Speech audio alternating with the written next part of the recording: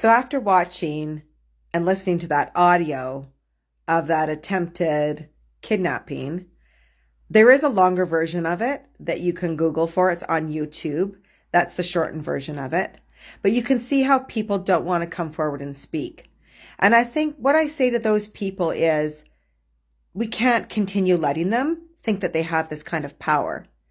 And it's just fear tactics. And yes, they do include political figures and they get inside those pockets.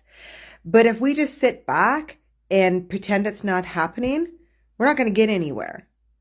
I had a ton of stalking happen after I had left Maple Creek and went to Medicine Hat. I always had a van sitting outside of my places that I lived in. They followed me around when I did groceries or I was shopping. They would have their kids come and ring the doorbell and then run away, letting me know that they were there. It's one of the reasons why I left Medicine Hat when my baby was 6 months old, is because I was not going to raise a child around that kind of crap.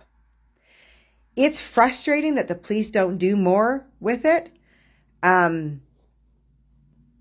I think that's where our voices that come together, and when we all get the courage to stand up and speak out and say that, no, this isn't right.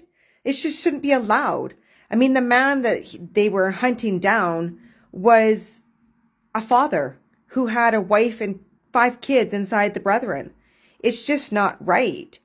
And for a Christian group that claims to be, out with serving the community with love, care, and compassion, it's not that.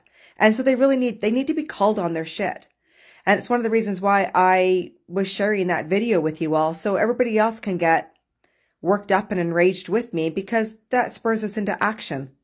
I just think it's time. I really think it's time that they know that it stops here, that they can't use these fear-mongering tactics on us anymore.